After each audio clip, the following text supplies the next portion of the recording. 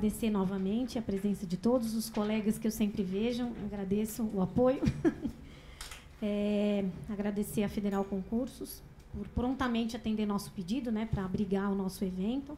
Esperamos poder contar outras vezes com o espaço. E vou chamar agora para o terceiro painel, que também é bastante beligerante o assunto, né, porque a gente vai falar de terceirização. Então, vou chamar a doutora Ana Amélia, advogada do escritório Federman, Camargo e Pion, e o doutor Ivandique Cruzeles Rodrigues, professor de matemática.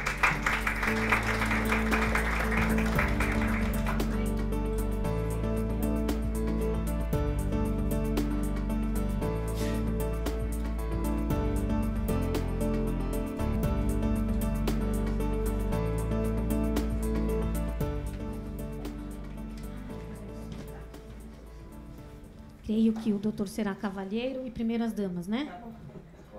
Embora estamos tentando nivelar, né? Não tem mais essa diferença entre homem e mulher, tirar os 15 minutos de intervalo, mas eu acho que nesse assunto ainda vale o cavalheirismo, né? Primeiras... Eu aceito. Bom dia. Gostaria de agradecer o convite de estar aqui, podendo discutir com vocês esse tema realmente muito importante e que, sem dúvida nenhuma, esse setor é um dos setores que provavelmente mais se utilizam, né, da terceirização, ou podem eventualmente se utilizar da terceirização.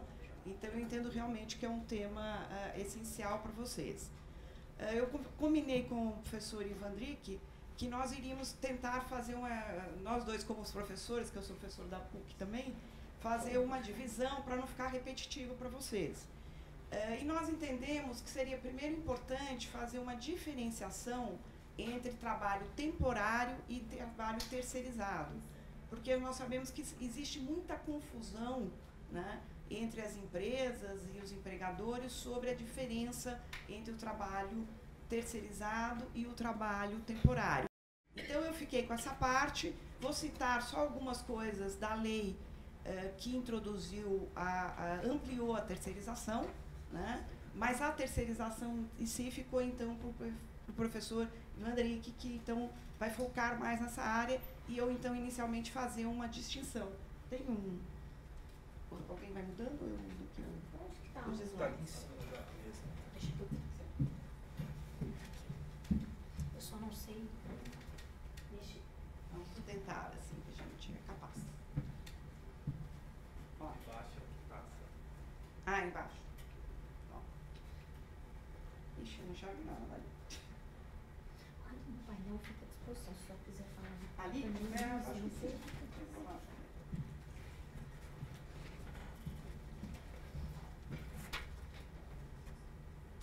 Bom, então, primeiro aqui, com o que eu falei do trabalho temporário, que lei regula o trabalho temporário? Então, nós sabemos que essa lei de 74, uma lei bem antiga, né, e que hoje ela tem alterações importantíssimas.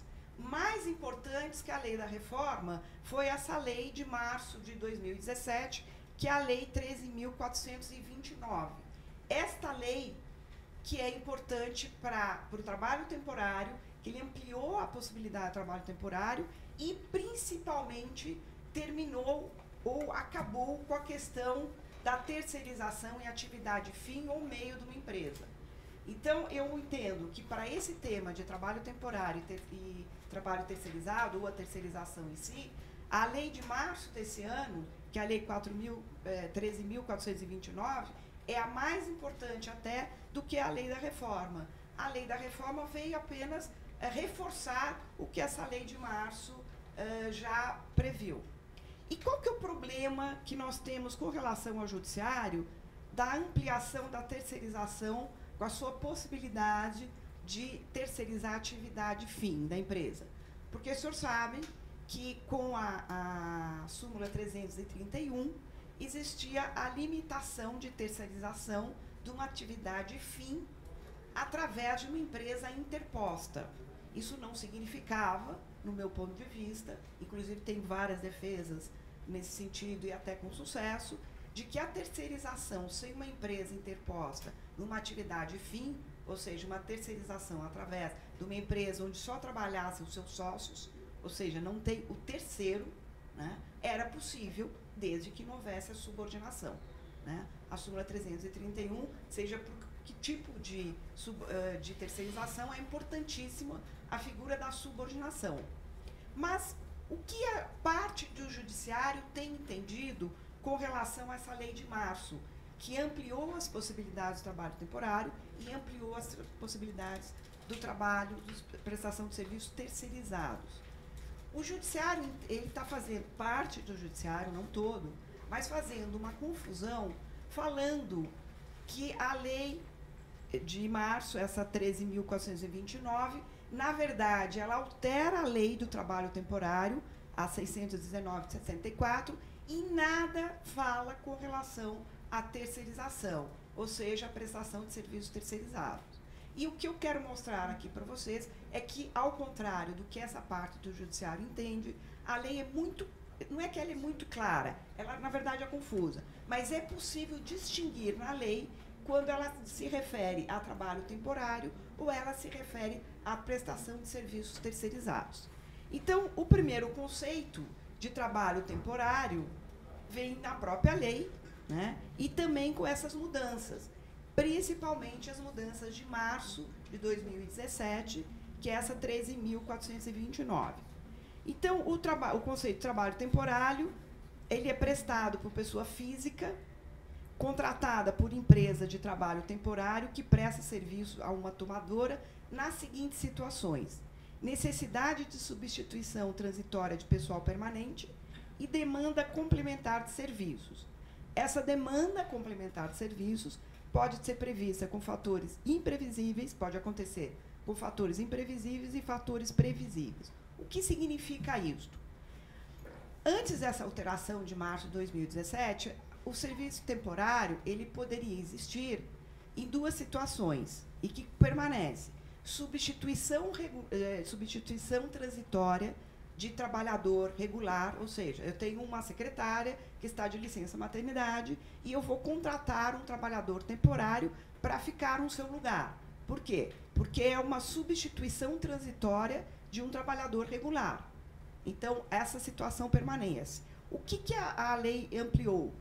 A outra possibilidade, antes da alteração de março, era aumento da produtividade, né? Então, eu sempre dou esse exemplo para os alunos. Olha, por exemplo, as fábricas de chocolate, antes da Páscoa, aumentam a produtividade, normal, né? Então, ela poderia colocar trabalhador temporário para dar conta desse aumento da produtividade. O que às vezes acontecia no judiciário, e eu já vi várias decisões nesse sentido. Olha, se as empresas de chocolate sabem que na Páscoa elas vendem mais chocolates, então isso é algo permanente, isso acontece normalmente, isso não é um fator imprevisível, isso é um fator previsível, elas não podem contratar trabalhadores temporários para esse aumento de produtividade, porque isso já é previsível. Como as lojas contrataram as pessoas, os vendedores, aumentaram o número de vendedores ou de empacotadores, porque isso é previsível. Então, para evitar, né, que os tribunais entendessem que algo sazonal fosse considerado previsível, que a alteração fala claramente. Então, demanda de fatores imprevisíveis. Olha, fechamos um projeto que não estava no nosso planejamento e vamos precisar de mais gente. Isso é um fator imprevisível, isso já era aceito pela jurisprudência, pelos tribunais. E com relação a esses previsíveis, mas periódicos e sazonais, também a lei veio regulamentar para não ter mais dúvida. Mesmo esses previsíveis, que são periódicos, também é possível contratar o serviço temporário. Tá? Então, essa foi a primeira ampliação que essa lei de março de 2017 trouxe para o serviço temporário. É um serviço prestado à tomadora de serviço, né? E qualquer ramo de atividade dessa tomadora não há vínculo de emprego com um trabalhador temporário. Com relação à terceirização, muito superficialmente, que esse é o tema do outro expositor, nós tínhamos, então, e temos ainda a súmula 331 do TST, não havia lei nenhuma que tratasse de serviço temporário, nós só nos norteávamos pela a súmula 331 do TST. Agora sim, nós temos artigos nessa lei de serviço temporário que trata especificamente da prestação de serviço terceirizado, que é nessa lei de março e reiterado pela reforma. Tá? Essa lei de terceirização, desculpa, saiu o número errado aqui. É aquele anterior que a gente viu, né, 429. E qual que é esse conceito de prestação de serviço terceirizado? O artigo A, quarto A, não o quarto, mas o quarto A dessa lei de serviço temporário, já alterado pela lei de março, fala do conceito de serviço terceirizado. Transferência da execução de atividade da tomadora em qualquer das suas atividades, fins ou meios. A prestadora contratada, a prestadora contrata, remunera e dirige o trabalho ou subcontrata outras empresas. Ou seja, aqui ficou claro, então, que o serviço terceirizado ele pode acontecer nas atividades fins ou meios e, inclusive, a prestadora desse serviço pode até subcontratar outras prestadoras de serviços. Tá? Então, isso foi uma ampliação muito grande. O que é muito importante a gente distinguir entre o trabalho temporário e o terceirizado? Isso é essencial, gente, que está aí na tela. O trabalhador temporário, ele se integra na tomadora. Então, o trabalhador temporário que entra numa fábrica de chocolate, ele se integra em todo o esquema da fábrica, inclusive tem que receber a mesma coisa, ou seja, ele é subordinado à tomadora e não à sua empregadora, que é a prestadora de serviço temporário. Já o terceirizado, ele não integra a tomadora, ele não está subordinado à tomadora. Então, com relação ao serviço terceirizado, se mantém a necessidade de não haver a subordinação da tomadora. Ele tem que estar subordinado à sua empregadora, ou, se ele tiver uma outra relação de sócio, à empresa que ele é sócio, mas nunca à tomadora do serviço. Essa é a diferença básica entre o serviço temporário e o serviço terceirizado no dia a dia de uma empresa. O artigo 1º da Lei de Serviço Temporário, já alterado pela Lei da Terceirização e reiterado pela reforma trabalhista, o que ele fala? As relações de trabalho na empresa de trabalho temporário, na empresa de prestação de serviços e nas respectivas tomadoras de serviços e contratante regem-se por essa lei.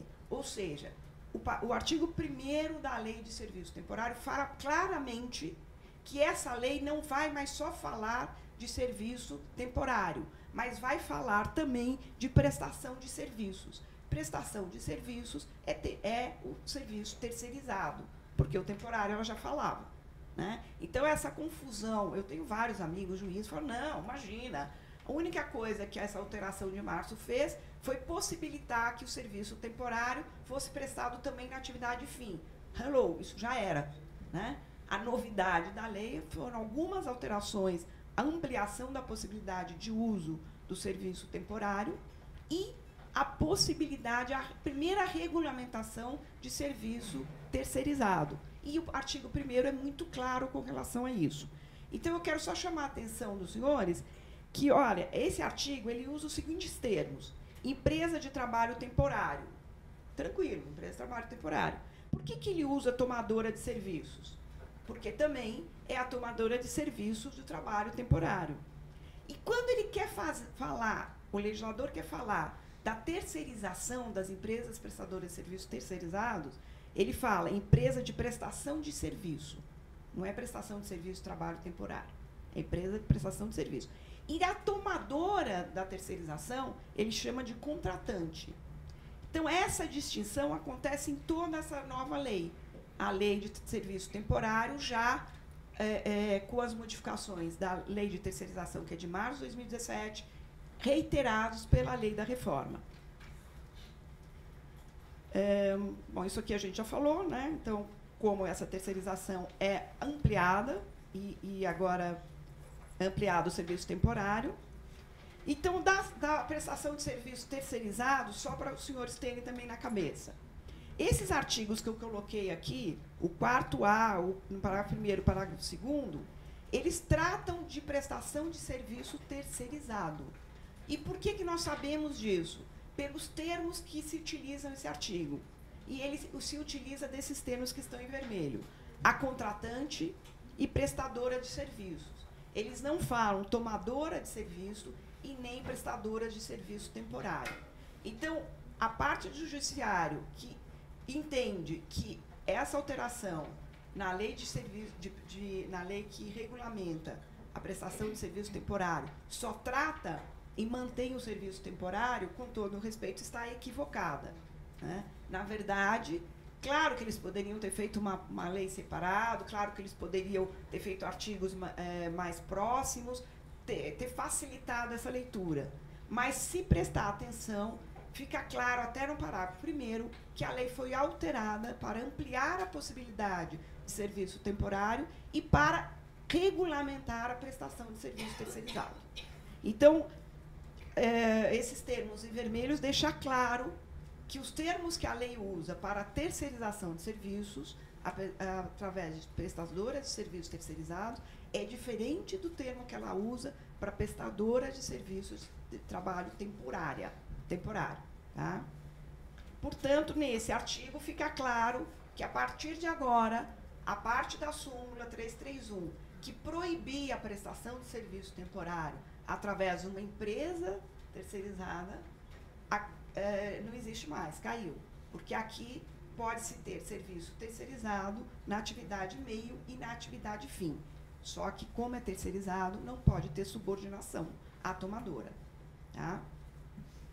Aqui também, nesses artigos 4B, 4C, 5º e o 19C, trata também desses termos, tá? Quando ela fala de serviço terceirizado, né? Ela usa prestadora de serviço, usa a contratante, que é a tomadora, né? Então, isso fica bem claro quando essa lei trata de prestação de serviço terceirizado e não temporário. E o parágrafo 1º do artigo 5º, ele é claro também que a tomadora, que a prestadora de serviço terceirizado, ela só pode prestar os seus serviços conforme o seu objeto social, né? Porque nós tínhamos, então, uma discussão, o que era atividade meio e o que era atividade fim. A atividade fim vinha no contrato social ou no estatuto social como atividade preponderante principal daquela empresa. Aqui, a empresa prestadora de serviço terceirizado tem que ter claro também o seu objeto social. E ela só pode prestar esse serviço no que diz respeito à sua especialidade, porque a tomadora tem que ter uma justificativa. Por que eu, no escritório de advocacia, vou terceirizar o serviço de informática? Porque não é meu know-how. Eu não estudei informática. Agora tinha que ter esse curso, né, na Faculdade de Direito, porque com PJE a gente fica mais tempo para protocolar uma peça do que para fazer uma peça. Então, a informática na escola de Direito pode até no futuro acontecer, ter essas aulas.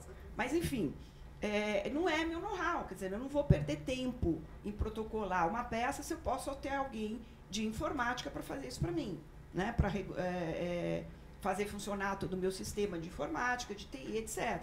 Então, tem um sentido. E essa empresa que eu vou contratar, ela tem que ser especializada nisso. Isso é importante, quando os senhores forem contratar, saber se o serviço prestado por essa empresa prestadora de serviço terceirizado é do objeto social dessa empresa. Tá? Quando ela fala de empresa de trabalho temporário, que são esses artigos aqui, ela fala trabalho temporário, claramente, empresa de trabalho temporário e tomadora de serviços. Né? Então, por que eu estou reafirmando isso? Para deixar claro, né, e mostrar para quem está assistindo que, ao contrário, então, repito, do que alguns juízes acham, esta lei, a lei da terceirização, que modificou a lei original do trabalho temporário, trata, sim, de prestação de serviços terceirizados. Tá? E regulamenta essa forma de prestação. E, ao regulamentar, ela possibilita que se terceirize a atividade fim da empresa. Lembrando que o terceirizado não pode ser subordinado à tomadora. Isso continua vigendo. Tá? Já o temporário pode e é. subordinado à tomadora. Essa é a diferença básica. A empresa do trabalho temporário, nós temos todos esses artigos da lei, tá? Sendo que o artigo 1º, que é esse que eu li para vocês no começo da exposição, o 19 e o 20, diz respeito tanto às empresas prestadoras de serviços terceirizados, como às empresas prestadoras de trabalho temporário. A empresa de trabalho temporário, ela é uma empresa de mão de obra. Ela presta serviço de mão de obra. A empresa de trabalho temporário, o objeto social dela é prestar serviço, prestar mão de obra. Então, você pode contratar uma secretária, uma faxineira, um pintor. Você pode contratar o serviço temporário, várias atividades numa mesma prestadora de serviço temporário. Agora, a prestadora de serviço terceirizado é específica.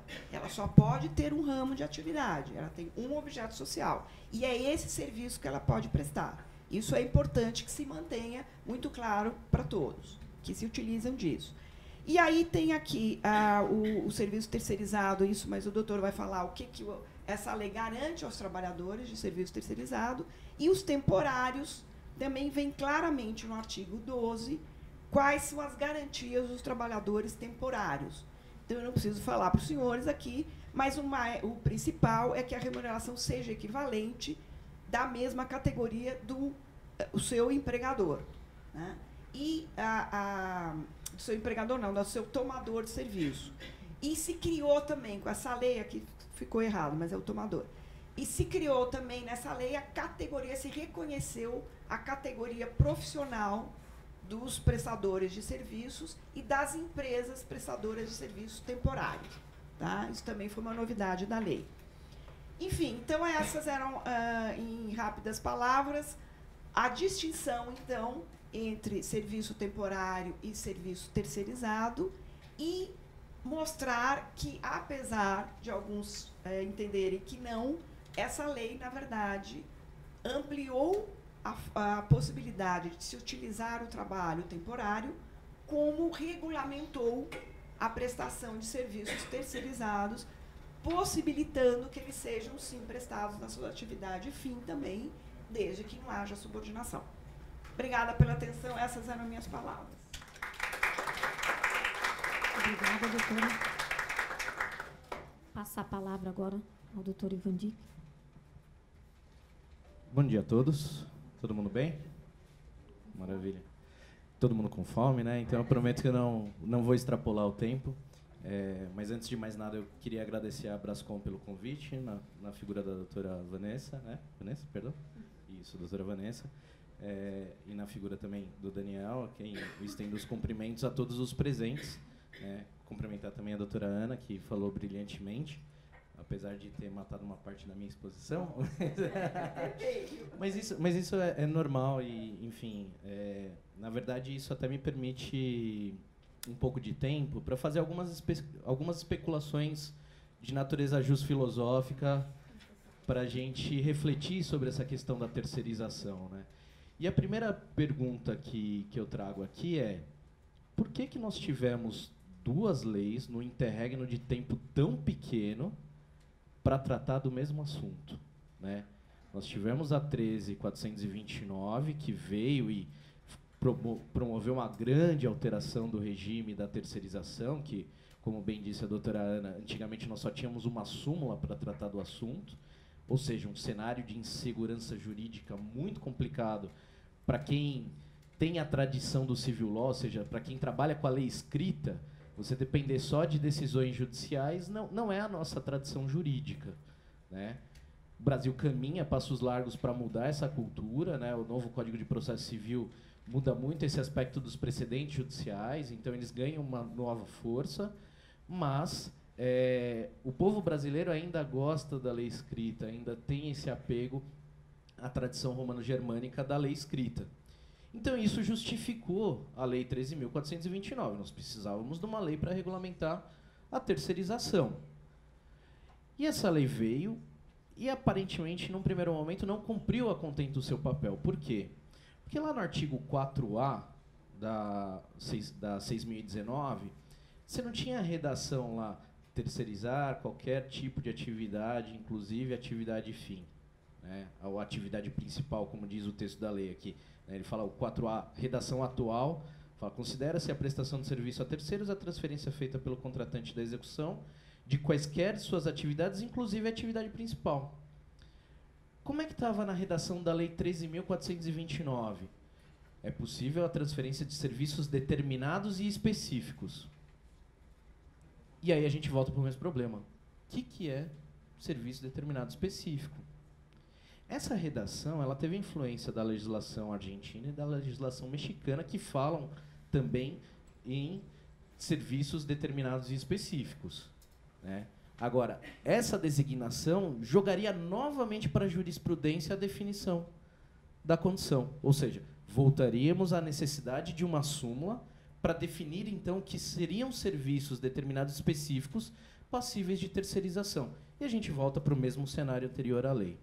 Por isso, então, a reforma trabalhista, na Lei 13.467, muda o texto do artigo 4º-A da 619, para agora, então, sem sombra de dúvidas, acho que nenhum juiz vai conseguir fazer uma interpretação.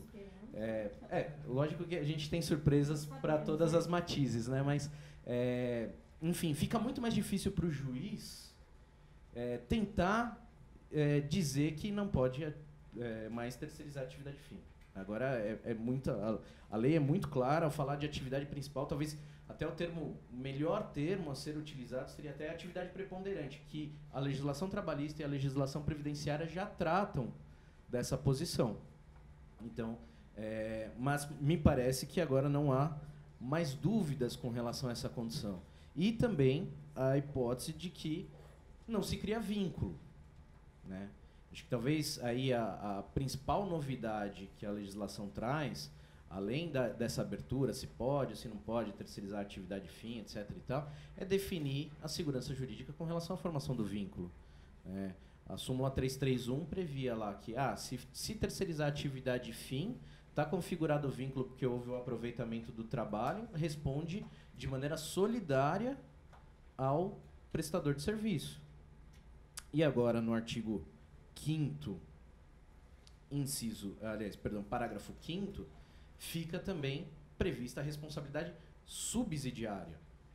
Então, só para fazer uma definição rápida, qual que é a diferença entre responsabilidade solidária e subsidiária? Só para eu ter uma ideia, quem é do ramo jurídico aqui, só para eu me sentir mais confortável. Beleza, então a maior parte das pessoas eu posso ser breve na explanação. Então, só para definir essa diferenciação entre responsabilidade solidária e subsidiária.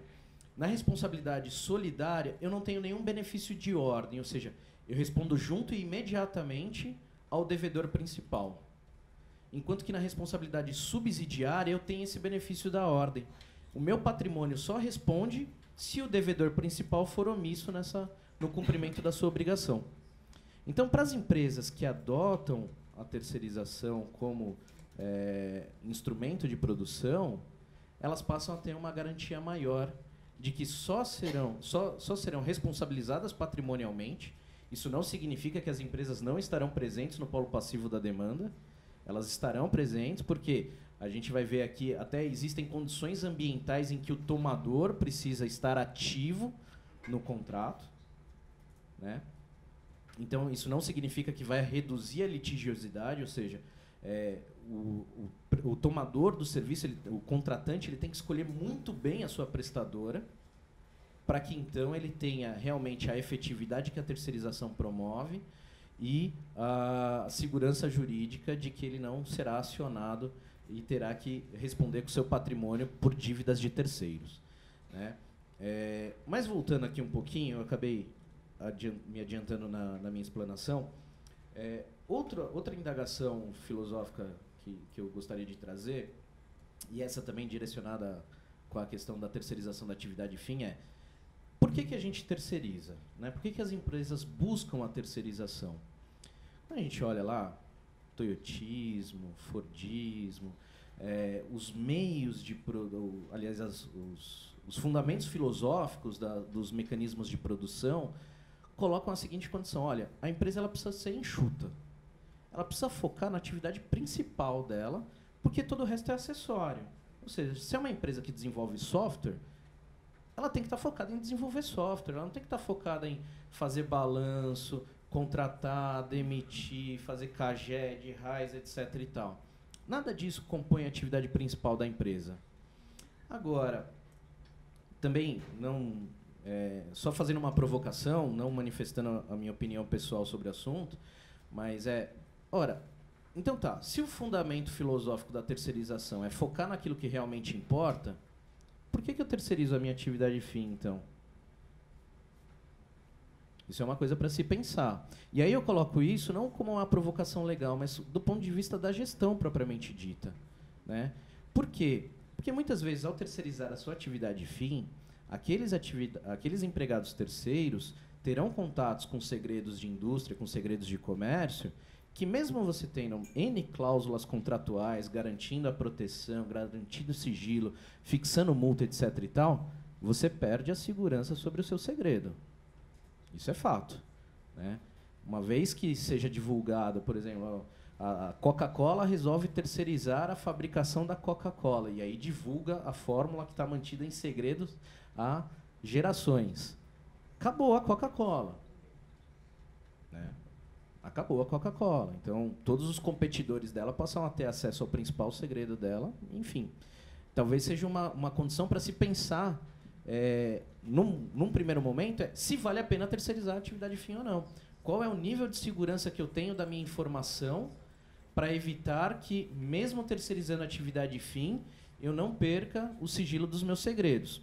E, obviamente, fica a recomendação mais do que forte de que eu já vou tratar dos requisitos do contrato de terceirização, mas, na minha visão, uma cláusula fundamental é a cláusula de sigilosidade.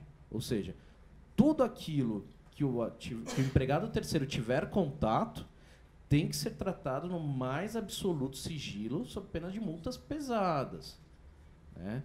Então, acho que para a prática, apesar desse questionamento ser um questionamento de natureza filosófica, na prática, acho que essa seria a medida principal, estabelecer lá responsabilizações, porque a lei não trata desse assunto, né? A 6.019 não vai estabelecer esse tipo de responsabilidade. Muito bem. Sobre a empresa prestadora de serviços. O artigo 4º traz alguns elementos que são obrigatórios para as empresas prestadoras de serviço. E isso deve servir de critério para que os tomadores decidam por qual empresa contratar no mercado. Já que a ideia é estimular a livre concorrência, você vai ter uma difusão aí nos próximos anos de empresas prestadoras de serviços, até mesmo focadas nas atividades fins, né? Acho que eu sou professor universitário e vi aqui no painel anterior o pessoal falando da terceirização da atividade de professor. É bem capaz que isso aconteça, né? Eu tenho lá uma gama de 4, 5, 6 professores que montam uma empresa e resolvem prestar serviços de educação para universidades, para os cursinhos, etc. e tal. E aí você tem a figura da terceirização do professor. Ora, mas como eu vou decidir pela contratação da empresa A, da empresa B ou da empresa C? Nós temos N professores aí no mercado que poderiam montar essas empresas e sair terceirizando o seu serviço. Então, o artigo 4º vai trazer alguns requisitos, né? O primeiro deles é ser uma empresa formalmente constituída. Inscrição na junta, CNPJ e, acho que talvez o critério mais polêmico aqui é o capital social da empresa, né? Então, tem lá, empresas até 10 empregados precisa ter um capital social de R$10 mil, de 10 a 20, de R$25 mil, de 20 a 50 empregados, R$45 mil, mais de 50 até 100 empregados, R$100 mil, e acima de 100 empregados, R$250 mil. Por que desse critério? Ora, a resposta está no Código Civil. A maior parte dessas empresas vão se constituir de maneira limitada. E aí, não há como arguir que se trata de uma relação de consumo para você tentar extrapolar os limites do capital social e buscar patrimônio, desconsideração da personalidade jurídica, ir atrás dos sócios, etc. e tal, né? Aí a gente fica restrito às hipóteses de desconsideração da personalidade jurídica, aquelas que estão previstas no artigo 50 do Código Civil. ou eu tenho desvio de finalidade da empresa, a empresa é uma empresa fornecedora de mão de obra terceirizada, mas começa a atuar para outras finalidades, até mesmo para competir com a sua tomadora, ou confusão patrimonial dos sócios com a empresa. Fora essas duas hipóteses, eu não conseguiria desconsiderar a personalidade jurídica para ir atrás de patrimônio dos sócios. E, do ponto de vista do direito empresarial, as empresas limitadas respondem até a força do seu capital social. Então, por isso, a necessidade de se fixar esses critérios de capital social, ou seja, para garantir a solvabilidade dessas empresas e para garantir também que, caso o tomador venha a ser prejudicado, ele possa exercer o seu direito de regresso contra a prestadora de serviço e ver se satisfeito o seu crédito, caso ele tenha arcado lá de maneira subsidiária, como eu falei para vocês anteriormente, por dívidas trabalhistas. Tá? Então, essa é a grande importância do artigo 4º da 6.019. Já me encaminhando aqui para o final, né, até porque eu imagino que está todo mundo com bastante fome, essa é a parte difícil de ser o último a falar, né, mas responsabilidades que recaem sobre o tomador de serviço na contratação. A lei ela abre a possibilidade de você contratar serviços para serem executados no seu próprio site ou em outro local indicado, né? Vamos supor, seja no campo do TI, por exemplo, que seja possível eu terceirizar a atividade de programação. Então, meu engenheiro, meu programador desenvolve lá um software, o layout, etc. e tal, e passa para um programador para ele inserir os códigos que vão funcionar por trás daquele layout. Isso é possível fazer de home office. O cara da casa dele, ele senta lá no computador dele e programa, beleza. Nessa condição, o tomador de serviço não tem nenhuma preocupação com o meio ambiente do trabalho, né? Isso vai ficar lá, responsabilidade do prestador com o seu empregado, né? Porque agora o home office você pode pactuar praticamente tudo via contrato, mas tem que estar especificadas as condições de saúde e segurança do trabalho nesse contrato. Então, eventuais pausas, né, enfim, as condições próprias para realização do trabalho, se ele vai ter uma sala, se não vai, etc. e tal. Tudo isso pode estar regido no contrato. Agora, o que vai interessar para a gente na terceirização, na Lei 6.019, é quando o trabalho é realizado no site do tomador. Aí essa condição é importante. Por quê? Por exemplo, se a empresa dispõe de refeitório para fornecer alimentação aos seus empregados, ele vai ter que fornecer também para os terceirizados.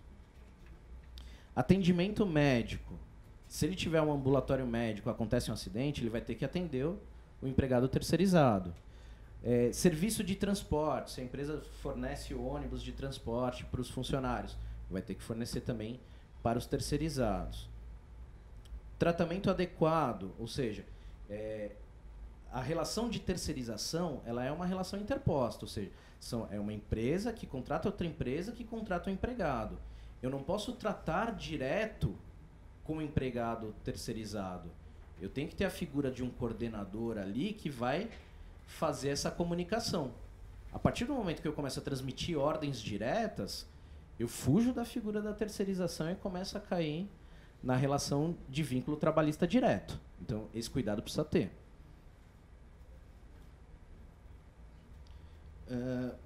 E, inclusive, é possível ser estabelecido a remuneração equivalente, ou seja, uma das grandes distorções que a terceirização da atividade fim, principalmente, poderia gerar, era um desequilíbrio nas remunerações, ou seja, eu tenho lá, num banco, um bancário próprio do banco e um bancário terceirizado ganhando salários distintos. Isso poderia gerar um grande distúrbio no ambiente de trabalho. Se as partes quiserem pactuar, é possível acertar os salários de maneira equivalente.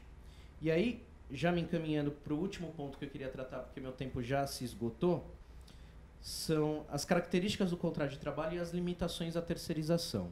Tá? Então, o artigo 5º-B vai trazer os requisitos do contrato de terceirização, ou seja, tem que ser um contrato bilateral, assinado entre duas partes, sinalagmático, ou seja, estabelece obrigações recíprocas e deve ser escrito, contendo os seguintes requisitos: qualificação das partes, tomadora e prestadora, especificação dos serviços a serem prestados e prazo para a realização desses serviços e o valor da remuneração do contrato. Tá? Outras cláusulas são possíveis de serem inseridas aí, mas essas 4 cláusulas são obrigatórias, sob pena de invalidar o negócio jurídico e configurar o vínculo direto. Aí entra o artigo 104 do Código Civil. E as limitações que são estabelecidas dizem respeito à contratação, demissão e recontratação de trabalhadores de maneira terceirizada. Né? Então, artigo 5º-C e o artigo 5º-D vão trazer limitações específicas a esse ponto. 5º-C fala que empregados demitidos não podem virar sócios de empresas prestadoras de serviços e depois serem recontratadas antes do prazo de 180 dias, salvo se eles forem aposentados. Então, uma grande dificuldade do mercado de qualificação de profissional, às vezes tem empresas que preferem contratar empregados mais velhos para gerenciarem determinadas equipes pela expertise que esses caras têm. Agora é possível incentivá-los a criar empresas e contratá-los na condição de prestadores de serviço. Né? E a segunda limitação e última, e aqui encerro a minha fala, é a demissão de empregados para recontratação na condição de terceirizados. Essa também precisa enfrentar um período aí de 18 meses de interregno para que seja considerada válida. Se contratar antes desse período, o juiz vai declarar a nulidade daquela relação jurídica, afirmar o vínculo, determinar a unicidade contratual e condenar o pagamento das verbas. Bom, eu espero não ter extrapolado muito meu tempo, espero que as considerações trazidas aqui acresçam o conhecimento jurídico de vocês e eu fico à disposição para as dúvidas. Muito obrigado. Só antes de passar as perguntas, até ouvindo todo mundo que falou na parte da manhã, antes a gente tinha a grande confusão entre trabalho temporário e prestação de serviços, né? Agora surgiu a figura do autônomo e do trabalho intermitente. Até pela própria orientação da Anamatra, que o Dr. Marcos trouxe um pouquinho mais cedo, ela fala que eu não posso usar trabalho intermitente naquelas ocasiões em que eu já sei que a demanda é existente, né? Então, eu vou usar trabalho intermitente quando, na verdade? Se a gente for avaliar, ele entra totalmente dentro da parte de trabalho temporário, né? Porque agora o trabalho temporário ele não precisa mais ser utilizado em substituição à mão de obra permanente. Então, para cobrir uma licença maternidade, um acidente do trabalho, etc. e tal. Eu posso contratar temporário quando eu tenho um aumento de demanda. E o trabalho intermitente, a gente verificou, principalmente no setor de TI, que ele era justamente para esse sentido, de que nos aumentos de demanda, ainda que conhecidos, então vamos imaginar o final de ano em que eu tenho um trabalho 24/7, né? E que todo mundo sai de férias e eu tenho Ano Novo, eu tenho Natal e etc. e tal, mas eu preciso manter atendimento do meu cliente. E eu preciso dar férias para a minha equipe. Eu poderia, nessas épocas de pico de demanda, trabalhar como um intermitente. Agora, eu posso trabalhar também com o temporário. Só que com o temporário, eu tenho a figura da empresa que fornece a mão de obra temporária. Ou seja, eu tenho um custo maior, né? Sendo que no trabalho intermitente, não. Eu vou tratar diretamente com o funcionário que eu contratei lá pelo trabalho intermitente. Mas, pela orientação da Anamatra, não poderia usar o trabalho intermitente porque eu já sei que seria uma demanda conhecida. Então, não vai servir para nada o trabalho intermitente. Ou seja, o judiciário já começou, já deu um indício de qual caminho ele vai seguir, né? Então, eu acho que agora a gente vai ter que fazer a diferenciação entre trabalho intermitente, trabalho temporário, trabalho autônomo e prestação de serviços. Então, a gente tem 4 figuras aí para causar confusão. E para o judiciário nadar de braçada. Porque ele vai falar, não, aqui é temporário, não, aqui não é temporário, aqui é autônomo, não, aqui não é autônomo, aqui seria prestação de serviço. Então, a gente nunca vai saber de que forma contratar. Tá? Então, essa é a grande questão de tudo que foi ouvido na parte da manhã. Claro, deve. Complementando, então, o que ela estava comentando, quando eu estava preparando essa apresentação, eu acho, sim, que o trabalho intermitente é um grande concorrente para o trabalho temporário, né? Acho que, com o tempo, isso vai sedimentar e pode ser que haja uma distinção. Acredito que os donos de empresa, prestadoras de serviço temporário, estejam preocupados, né? A distinção que eu faria, no exemplo que você deu, por exemplo, eu acho que o trabalho intermitente para buffet, que servem festas. Esse é bem claro para mim. Quer dizer, eu não sei quando eu vou ter festa, que dia eu vou ter festa, então eu não posso ter aquele trabalhador recebendo normalmente como se estivesse trabalhando, mas eu tenho lá alguns que estão vinculados a mim e tendo a festa eu chamo. Eu acho que esse é o melhor exemplo do trabalho intermitente, mais do que esse que você falou das empresas de TI. Mas só com o tempo isso vai ser concretizado, né? E tem o autônomo também, que a medida provisória falou que ele não poderia ser exclusivo, mas ao mesmo tempo fala que se ele prestar serviço só para uma empresa não tem problema. Exatamente. Então ela tirou e pôs a questão da exclusividade. Eu só não preciso ter né? no contrato a cláusula de exclusividade, mas ele pode ser exclusivo. Pode ser exclusivo. Então também vai ser uma questão aí interessante para ver como o judiciário vai se manifestar. Até esse era o segundo ponto. Só para complementar, acho que talvez uma visão que a gente possa ter e que, na minha opinião, até pelas conversas que eu tive com o Dr. Guilherme Feliciano, que é o atual presidente da ANAMATRA, o elemento da subordinação vai ser a chave para definir que tipo de figura que eu estou tratando. Mas intermitente temporário tem subordinação. Isso. Então dá mesmo. É possível, mas aí eu posso definir, por exemplo, pela necessidade da quantidade de mão de obra, né? Talvez, se eu precisar de um volume alto de mão de obra, eu vou optar pelo trabalho temporário. Se eu precisar de um baixo volume de mão de obra, talvez a opção mais inteligente seja pelo autônomo. E aí, assim, é claro que a prática é que vai determinar isso, mas a subordinação me parece o grande fiel da balança nessa condição. Tem uma dúvida com relação a essa subordinação que você colocou. O trabalho terceirizado tem que ter um gestor, você falou alguma coisa nesse sentido. O gestor não passa a ser seu subordinado porque ele está acatando suas ordens?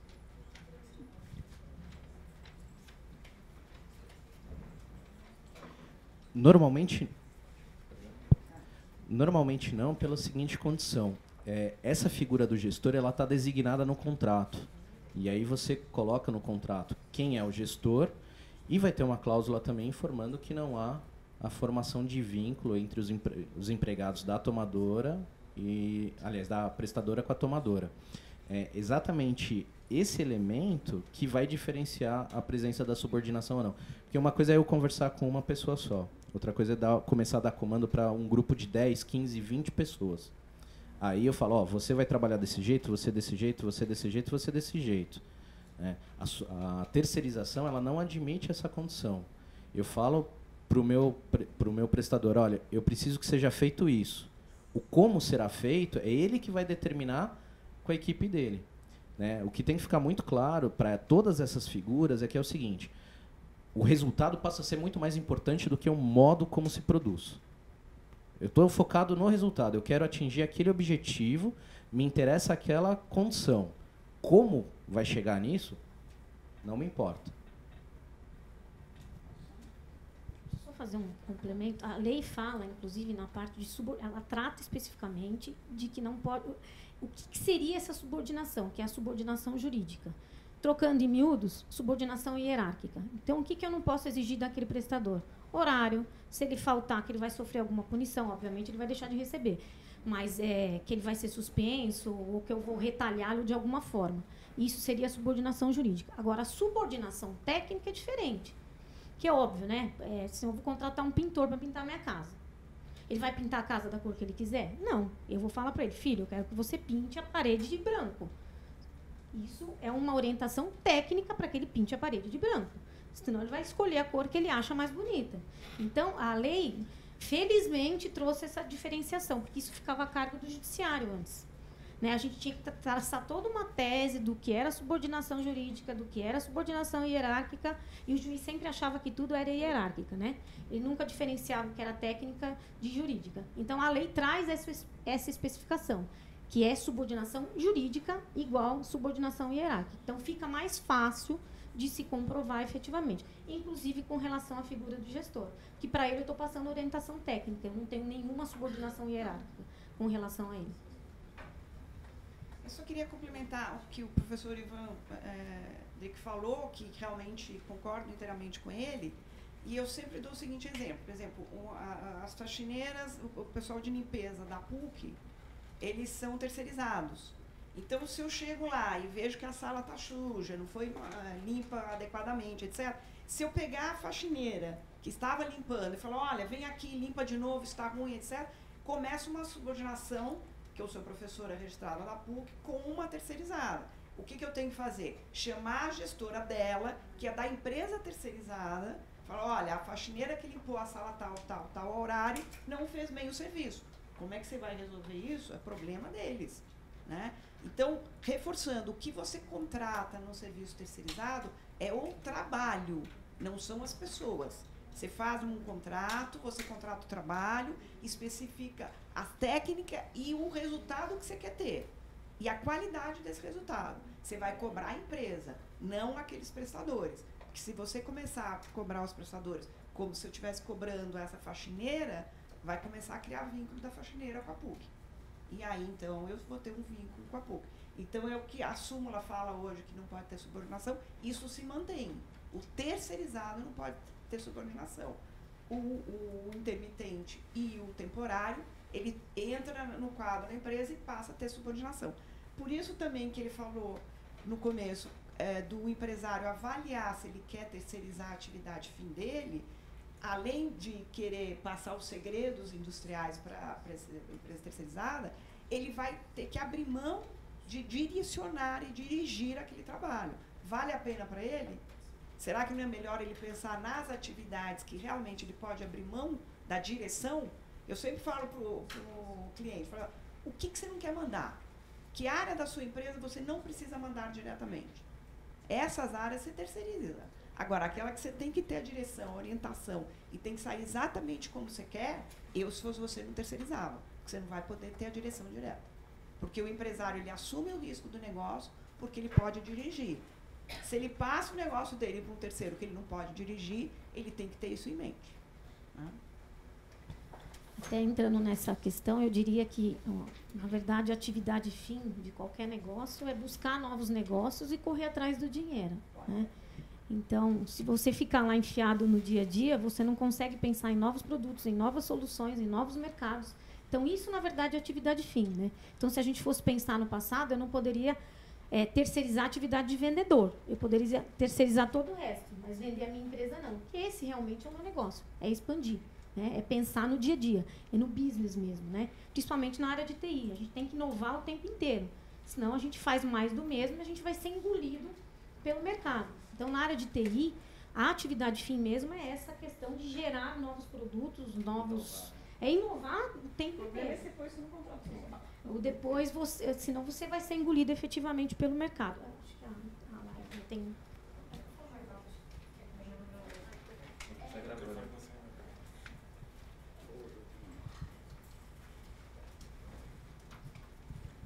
A Laísa da Accenture, a minha pergunta não está tão relacionada à apresentação, mas ainda está no tema de terceirização.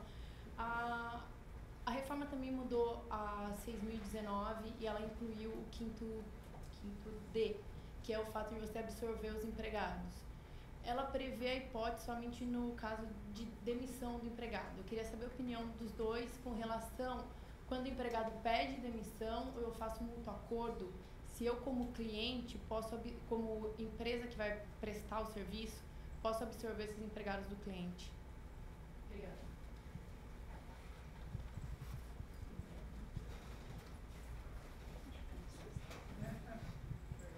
Bom, esse é um ponto que você pode ter certeza que vai gerar polêmica no Poder Judiciário e foi muito boa a sua pergunta. Teleologicamente falando, eu entendo que não seria possível, que ainda assim seria necessário aguardar o prazo. E o meu raciocínio para justificar essa posição é o seguinte. Quando eu demito o funcionário e quero recontratá-lo na condição de terceiro, eu estou fazendo uma opção estratégica para a empresa. Por algum motivo, eu acho que é melhor ter aquele cara como terceirizado do que funcionário direto. Então, eu corto e depois recontrato passado esse período. O empregado demissionário, normalmente ele não quer prestar serviço para você. Por isso que ele está saindo. Me parece muito difícil um empregado que tem essa iniciativa. Ah, não, eu vou sair, vou abrir mão de todas as garantias que eu tenho, etc. e tal, e depois eu volto na condição de terceiro. Então, acho que por essa condição, levando em consideração o princípio da norma mais benéfica ao trabalhador, da primazia da realidade, me parece que na investigação processual seria muito difícil de provar que isso foi um ato de vontade do empregado. E aí, consequentemente, o risco estaria presente. Tá? Mas, obviamente, é uma questão que vai ser muito debatida. Só complementando, se no caso desse empregado previsionário contratante, eu alocá-lo um novo contratante, haveria só? Desculpa, é que eu não Eliane, no caso aventado pela colega, se esse empregado demissionário do contratante, eu contratá-lo, mas alocá-lo para outro contratante, para outro cliente, incidiria ainda assim nesse óbice? Aí você está se colocando na condição de prestador de serviço, certo? Você é o prestador, não o tomador. Na condição de prestador, se o empregado saiu da empresa A, você contratou para a sua empresa e vai alocá-lo na empresa B, perfeito. Isso está absolutamente lícito do ponto de vista da 6.019.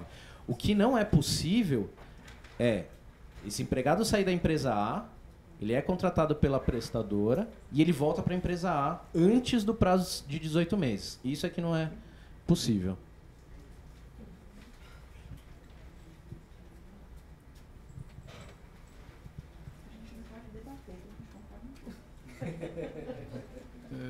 A Mauri, do Sindicato da Indústria de Construções Metálicas e Esquadrias.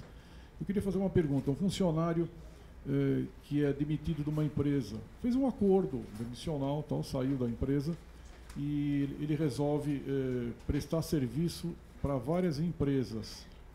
Ele abre uma MEI, né, aquele microempreendedor individual, e passa a prestar serviços para 3, 4 empresas diferentes, inclusive para a empresa a qual ele trabalhava antes. Isso cria a possibilidade do vínculo empregatício? Mesmo que ele trabalhe para 3, 4 empresas diferentes? Para você, sim. Aí a grande condição passa a ser... O que vai definir isso? Na minha visão, o que define isso? A primazia da realidade. Só a realidade vai conseguir te dizer se é possível formar esse vínculo ou não. Por quê? Exclusividade não é um requisito do contrato de trabalho. Eu posso trabalhar para 3, 4, 5 empresas. Se eu tiver saúde para tanto, beleza. Né? Enfim, tranquilo. Agora, dependendo da natureza desse serviço, de como ele é prestado, você não consegue trabalhar esse tempo todo, né? Para 4 empresas simultaneamente, atendendo da mesma forma, fazendo o mesmo tipo de trabalho. Então, dependendo dessa circunstância, eu entendo que não.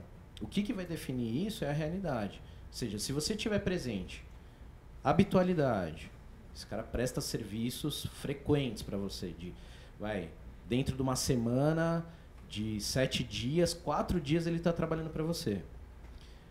Onerosidade, você está remunerando esse cara pelo trabalho que ele está fazendo. Pessoalidade, ou seja, se de repente ele, na condição de MEI, não pode te atender e indica uma outra pessoa para fazer esse trabalho, você tem que aceitar. Se você não aceitar, você estabeleceu a condição intuito persone, né? Ou seja, só ele pode prestar aquele serviço. E aí a subordinação, que na minha visão é o critério mais importante de todos, que é a definição de como esse cara executa o trabalho, né? Se você dirige especificamente o trabalho dele, desculpa, você estava falando que era do setor de construção e esquadrias. Isso com a questão dos 18 meses. Vamos imaginar que ele trabalhava para eles. Ele saiu, mas acho que mesmo... Né? E aí constituiu uma empresa prestadora de serviços. Ele colocou a condição de MEI. O MEI não entra como prestador de serviço aí. Acho que foi mais ou menos nesse sentido, né? Que não seja uma MEI, mas que seja uma prestadora de serviço limitada. Se for uma prestadora de serviços limitados, aí a condição é diferente. Aí, das duas, uma. Ou você aguarda... o artigo 5º-C vai falar o seguinte: o sócio da empresa não pode ter sido teu empregado demissionário, ou seja, ele não pode ter sido seu empregado num período anterior, dos 18 meses anteriores, salvo se for aposentado. Aí, acho que...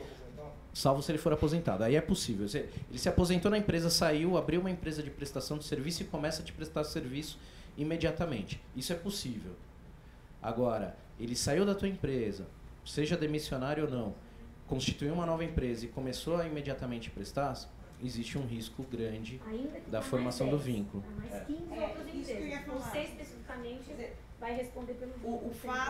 O fato dele prestar serviço para outras empresas, além para a sua, não vai amenizar o fato de não ter esperado os 18 meses. Né? Então, sempre lembrando isso, que isso está proibido por lei, quer dizer, não precisa nem ver se tem subordinação ou não, porque não pode. Né? Então, já tem uma preliminar aí. E se for um prestador de serviço com mais tempo, etc., sempre lembrar, gente, a subordinação continua não podendo valer para o prestador de serviço. E no caso do autônomo, tem algo muito importante que vocês precisam prestar atenção, que ele pode recusar um trabalho. Então, por exemplo, uma empresa me contratou para sustentar os casos dessa empresa no tribunal. Acontece isso muito comigo, tem dias que eu não posso ir e falar, olha, essa sustentação eu não posso participar. Isso é condição sine qua non para que eu seja autônoma mesmo. Ou seja, eu vou regulamentar o meu horário e meu trabalho. Né? E também, porque a exclusividade não é mais uma característica, a não exclusividade, né? Porque a lei tirou e pôs depois, que não precisa ser exclusivo. Tá? Então, isso tudo precisa prestar atenção. Dá para terceirizar? Sim, dá, mas bem feito, gente, por favor. Tá? Só para lembrar, falaram aqui de cooperativas, eu tenho experiências super regulares e boas de cooperativa e gostaria de lembrar que existe uma lei de cooperativa de trabalho, que é muito pouco utilizada, que é a Lei 12.690 de 2012, que se constitui uma cooperativa de trabalho de 7 sócios, é excelente e ninguém conhece. Eu já dei aula para desembargador e juízo sobre essa lei. Vale a pena vocês pesquisarem. Gente, eu sei que o tempo está esgotado, mas só mais uma questão importantíssima com relação à questão do trabalho temporário, prestador de serviço. A primeira lei que trouxe a questão da terceirização, ele fala que a empresa poderá estender ao prestador de serviço de ambulatório, etc. e tal. E a lei trabalhista, a reforma, diz que deverá. Se a gente for olhar pela hierarquia das leis, a lei especial vale sobre a geral. Uhum. E a gente teria o especial e geral aí, não geral, nem especial, se a gente for pensar. Não, acho que ambas são especiais, porque a alteração foi feita na 6.019. Então, mas é interessante, porque assim, a 6.019, ela fala ambulatório, refeitório, não fala absolutamente nada de transporte. Não, a primeira. Ah, tá, sim. Aí a segunda, ela fala deverá e inclui a questão do transporte. Então, se a gente for analisar, a gente deveria aplicar essa porque é mais benéfica ou porque ela efetivamente veio... Não, é porque lex posteriori derogati lex anterior. Então seria especial. Não, na verdade é o critério temporal. Ela veio depois. E aí a lei posterior muda a lei anterior. Então, no critério temporal, vale a última lei que tratou sobre o assunto. Porque ambas têm o mesmo nível hierárquico. Então, você vai ter que pôr, viu? Não vai ter jeito. Poderá ou deverá? Deverá. Porque ela estava como poderá na primeira e não tinha questão do transporte. Ela era mais genérica. Aí a segunda incluiu deverá e ainda trouxe a questão do transporte. Ampliou um pouco mais a obrigação, entendeu? Mas eu acho que na questão de ambulatório, não é a questão efetivamente, sei lá, eu tenho uma enfermeira lá. Alguém passou mal? Não é porque o cara é terceirizado, você vai deixar ele infartar. Você já ia atender. Certo? É terceirizado, deixa morrer. Entendeu? Não. Né? Você tem que ir lá socorrer. Senão você vai incorrer em omissão de socorro. Você vai ter um problema criminal. Eu acho que é mais nesse sentido, entendeu? Nós conseguimos resolver com uma norma interna, dizendo o que é emergência e urgência e os médicos que fazem atendimento. É a pulseirinha verde, laranjinha e vermelha, né? Tem jeito. Porque eu acho que é nesse sentido mesmo, né? Você fazer ocupacional, você vai ter que fazer ocupacional para o terceiro, não. Você vai fazer o assistencial, você vai fazer assistencial para o terceiro? Não. Então você tem que regulamentar isso. Exatamente, Eu acho que é mais nesse sentido. E se você tiver refeitório, né, todo mundo comendo, aí o outro fica, né, mais nesse sentido.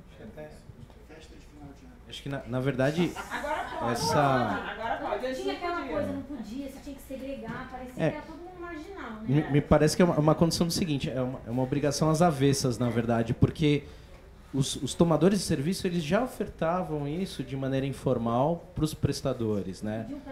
E pedia para ninguém comentar. Por quê? Porque isso virava argumento contra eles na reforma. Isso, acho que esse exemplo demonstra exatamente o embate entre o empresariado e a Justiça do Trabalho sobre as condições trabalhistas. Assim, eu quero fazer um negócio legal pro cara. Vou dar o ambulatório, vou dar o refeitório, vou dar o transporte. Não, mas ele não é teu empregado direto. Se você der isso, vai configurar o vínculo. É igual o panetone no final do ano. O reclamante, o que ele faz? Ele junta a foto dele recebendo panetone e fala, olha, eu até panetone recebia na festa de final de ano. Eu recebia cesta de Natal, então eu sou funcionário. Olha que coisa absurda. Né? Então a lei parece meio redundante, mas veio justamente nesse sentido. O cara pode participar da confraternização, receber o panetone, então as empresas que fornecem panetone vão gastar mais esse ano. Cesta de Natal, justamente para parar, porque era uma palhaçada isso, né? Tirava foto com essa história de Facebook e depois juntava, aí dava vínculo. Porque o cara estava abraçado com CLT na festa lá de confraternização de final de ano. Né? A gente sabe disso, que é advogado. É ridículo mesmo. Então, acho que isso veio para dar uma amenizada, né, nessa onda de reclamações e moralizar um pouco a justiça. Acho que é isso. Gente, mais alguma pergunta? Eu agradeço novamente a Federal Concursos, aos presentes, em nome da Brascom, né, que o Sérgio precisou se ausentar. Está aqui o Daniel também, representante. Tem o sorteio dos livros para quem ficou. Quem não está, não leva, obviamente. Né? Então, tá. Gente, muito obrigada, viu? E desculpa aí pelo...